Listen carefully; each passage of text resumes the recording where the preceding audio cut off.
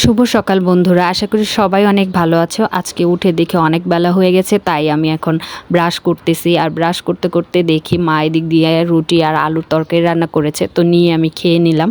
তারপর দেখি যে আঙ্কেলটা আমাদের বাসায় আসে প্রতিদিন, সবজি শাক এগুলো নিয়ে দেখি আঙ্কেল ডাকতেছিল। তো আমি যেয়ে দেখি কচু শাক আছে, তো কচু শাকটাই নিলাম, যেহেতু আমার অনেক পছন্দের একটি শাক। আর আমার এমনিতেও ভর্তা ভাত খুবই পছন্দ, তো ভাবলাম আজকে ইলিশ মাছের মাথা দিয়ে কচু শাক রান্না করব। যেই কথা সেই কাজ, কচু শাকগুলো নিয়ে এসেছি, এনে ধুয়ে কেটে নিয়েছি, কেটে সিদ্ধ বসিয়ে দিয়েছি। এখন লবণ দিয়ে ঢাকনা দিয়ে দেবো। আর কচু শাক রান্না করতে বেশি সময় লাগে না, কারণ কচু শাকটা তাড়াতাড়ি একদম সিদ্ধ হয়ে যায়। আর রান্না করতে করতে আজকে একটা কথা বলি, লাইফে যত কষ্ট করবে তত উপরে উঠবে। আমি মনে করি এখন আমার যেই বয়সটা, সেই বয়সে যদি আমি অনেক কষ্ট করি, স্ট্রাগল করি, তাহলে আমি একটা পর্যায়ে যেয়ে পৌঁছাতে পারবো।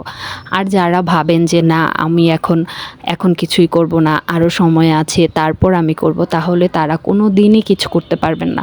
সেটা আমি অনেক মানুষের কাছ থেকে শুনেছি। আর আমার এতটুকু বয়সের মধ্যে আমি অনেক অভিজ্ঞতা হয়েছে আমার, কারণ হচ্ছে আমি আমার লাইফের দিয়ে বুঝতেছি যে কোনো কাজই কখনোই ছোট না, আর কোনো কাজই কখনো জমা রাখতে হয় না যে আমি পরে করব বা এখন করব না, তাহলেই লাইফে পিছিয়ে পড়তে হবে। আর এখন যতটা শক্তি আছে 10 বছর পরে থাকবে না, তো 10 বছর আগেই আমি যদি ইনকাম করে রাখতে পারি বা ইনকামের রাস্তা তৈরি করে নিতে পারি, তাহলে আমি কিন্তু লাইফে শেষ বয়সে গিয়ে অনেক সুখে থাকব। তো প্রত্যেকটা মানুষেরই দরকার তাদের নিজস্ব জায়গা থেকে ইনকাম করা, মেয়ে হোক ছেলে হোক যেই হোক, সব সময় নিজের পায়ে দাঁড়ানো এবং ইনকাম করা।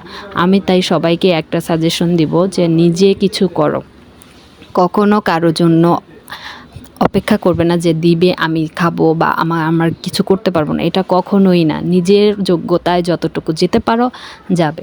তো এতটুকুই বলার ছিল। আর আজকের কচু শাকটা কেমন হলো অবশ্যই কমেন্ট করে জানাবে। Thank you guys, bye by.